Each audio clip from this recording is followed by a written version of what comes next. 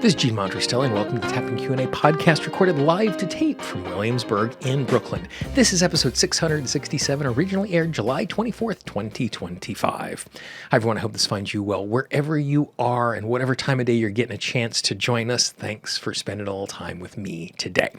Today, what I want to do is I want to spend some time talking about how we can tap for the animals in our lives that we love.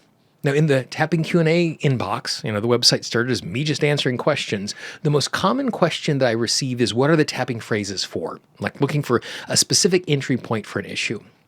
The second most common question I receive is, how can I use tapping to support the animals that I love in my life? And as a question, I love it because it is a question that is rooted in us wanting better for another creature, us wanting better for something that we love desperately, that we want them to have health and well-being and to navigate the world in a thoughtful way.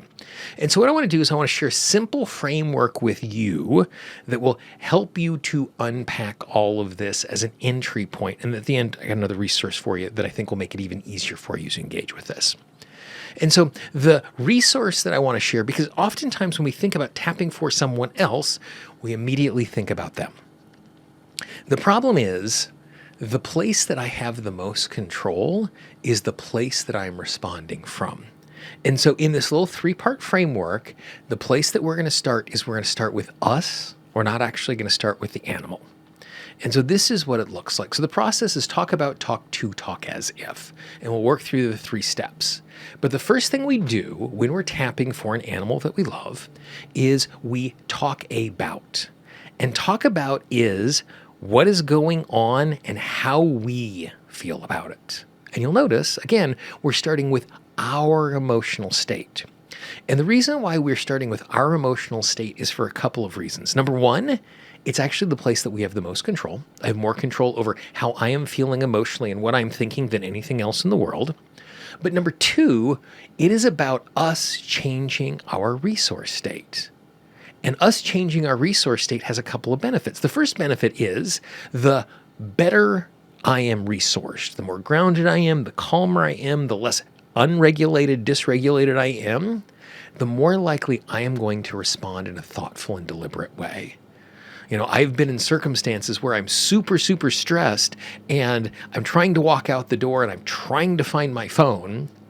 And as I am doing that, I am talking on my phone. But I'm so stressed, I'm not seeing things clearly. When we are responding to a creature in our life, like an animal, the more open, the more aware, the more grounded I am, the clearer I am going to be able to see what is going on. The clearer I am to receive information and resources from the animal that I'm caring for. The second thing it's going to do, and you know this, is the animals in our life, particularly those that we are most closely connected to, take their cue from us emotionally. When I am distressed, my animal is going to act in a distressed way. When I am calm, to use the vocabulary of my buddy Rick Welks, I become the vibrational leader for the herd. That if I am grounded, it's easier for the animals around me to be grounded. That they're constantly taking their emotional cues from us. And so if we navigate the world in a more grounded way, it makes it easier. So the place that we start is talk about. And talk about is super simple. We say the facts as we understand them, and then we say how we feel about that. Right now my dog is in distress, and that makes me really sad because right now my dog is in distress, and I feel really helpless because right now my dog is in distress, and I'm so overwhelmed I don't know what to do. My dog is in distress. I'm worried about all of these things in the future. And so just spend as much time as you need just going through talking about what is going on. These are the facts as I understand them. This is how I feel about it. Because each time I'm saying those things out loud and I am tapping, what it is doing, it is creating calm inside of me. And that calm inside of me is setting the emotional tone for the space, and it is transforming the way I am responding to what is going on. Because when I'm in fear, when I'm in frustration, I am much more likely to make a mistake, or I'm much more likely to not be thoughtful in one of my responses, because that is the case. This is the reason why every type of tapping I do, not just this, I always start with my emotion about the issue before I go after the issue. Because the more well-resourced I am, the easier it is for me to do it. So much so that my little coffee mug literally has a sticker on it that says first action, best action, which is my reminder to myself. What is the first thing I can do before I respond to what is going on? So in this case, when we are caring for a creature that we love, that's the place we start. We talk about, this is what I'm experiencing. This is how that'll make me emotionally feel. Just go back and forth about that for as long as you need to. Round 2, or step 2, because we could do multiple rounds of step 1, is talk to. Now in the talk to round, what we're going to do is we're going to pretend that we have direct access to the heart, mind, and spirit of the creature that we love. And not only are they going to understand, they are going to understand everything with the intention that is being said. And I think this is less of an issue when we're tapping for an animal than another human, but you know what it's like to say one thing and have the person on the other side willfully misunderstand that. And they are misunderstanding or choosing to ignore the intention behind what we are saying. And so we want to be in a circumstance where we're just setting the intention that this is what we need to have going on, that this is what I'm conveying and they're going to understand it.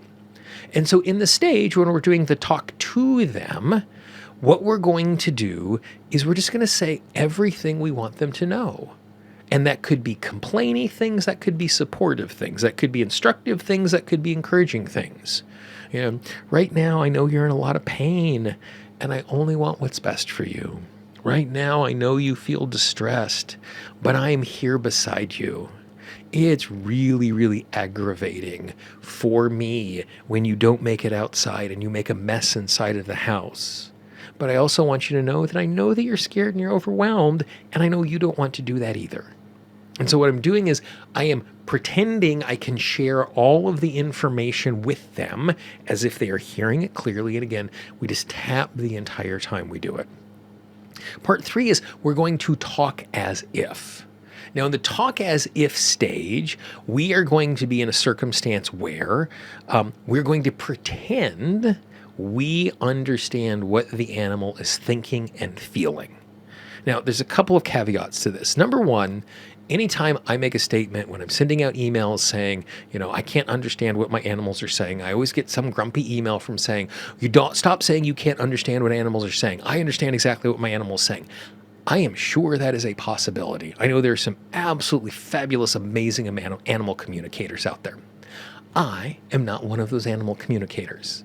And so I'm going to be working from a place of inference. And so as we engage with this, if you're in a circumstance where it feels like you have clearer information than what I have, and I'm saying I pretend, then that's a fabulous thing. I'm just talking about my lived experience inside of this. The second thing is, if you are in a circumstance like me, where you're not having a obvious clear communication with your animal, you understand your animal more than you think you do. Because if I were to say, how does your animal respond differently at the park, when you're playing, when food is presented, giving some context, you would know the distinct characteristics and personality of your animal. You know the animal in your life, who they like and who they don't like, be it the people who are close to you and the people in the neighborhood. There is, I live on the 6th floor of a building, and there's some folks who live on the 2nd floor that sometimes the animal will be in the landing just because there's no air conditioning, it's hot in the summer, and it's cooler on the stones in the stairway. And the moment I show up, animal just rolls over and gives its belly because it knows it's going to get a belly scratch from me. And it doesn't do that to everybody in the building, because it understands. So you know the distinct personality of your animal. And so in the talk as if stage, what you're going to do is you're simply going to pretend you are explaining it from their point of view. Now, you can do this in two ways. You can do this in a third person way where I'm describing what the animal is experiencing. I can do it in a second person way where I'm saying to them, I'm guessing you are, or I can do it in a first person way. So it could be, my dog is really, really scared because... That's third person. So I'm just explaining what's going on. My dog's really scared because they're afraid they're not going to get food later, and that's the reason why they're super aggressive around their food right now. Or I could do it in second person. I know you're really afraid because you've had issues with food in the past and you're afraid you're not going to have it. So that's second person. Or I could do it first person where I'm like, I am afraid because if I don't eat all the food right now, there's not going to be food in the future. It does not matter if you do it in first person, second person, or third person. That is something I just want you to feel comfortable inside of it because it's the intention and the energy that we're bringing to it. It's not the specific words. And so all you're going to do is you're going to describe it from their point of view, what they're experiencing. When you leave the house, I'm afraid that you're not coming back. And so in my anxiety, I rip things up because I don't know what to do with that energy. So whatever that experience is for you. And so now we have these three lenses: talk about, talk to, talk as if. And your instinct, if you've not done a tool like this before, probably is to do the third part, because the third part is about the animal we care about. But it is essential dispositionally for me to go through it in the talk about, talk to, talk as if order. Because again, as we said in that first part, I want to be as emotionally clear and grounded as possible when I am starting this particular process. And so the talk about is about me getting grounded and clear. And oftentimes, me simply doing that is enough to change the energy and the emotion in the room, because our animals are super sensitive to that, where all of a sudden they start acting in new ways. So that is the basic entry level. If I'm going to be tapping for an animal that I love, talk about, talk to, talk as if. Give that a try. Now, if you want to do a much deeper dive into all of this, on Sunday, August 3rd at 2 p.m. Eastern Time, I'm actually going to be teaching a 2-hour training on how we can tap for the animals that we love in our life. In addition to doing a much deeper dive into the talk about, talk to, talk as if, I have a couple other frameworks that I'm going to share with you that are more useful when we're dealing with health issues and other things like that. It is one of my favorite trainings to do, and the best part about it this time around, because we are in such close proximity to the 24 hours of tapping, it is also a fundraiser for the Peaceful Heart Network. When we did this training earlier in the year, we raised over $1,000 to continue to support their work. So if you join us for that particular training, in addition to getting absolutely amazing tools, and there's a whole bundle of stuff that goes along with that training, tapping scripts and affirmations and all sorts of good stuff. In addition to that, you're supporting the amazing work of the Peaceful Heart Network. If you'd like to join us, all you need to do is go to tappingforpets.com. Super, super easy to remember, tappingforpets.com. It'll give you a chance to sign up and join us. And if you can't join us live, you're going to get a recording of the training. And if you join us live, you're going to get a recording of the training so you can go back to it again and again and again. Tappingforpets.com, August 3rd. I hope you join us for that absolutely amazing training.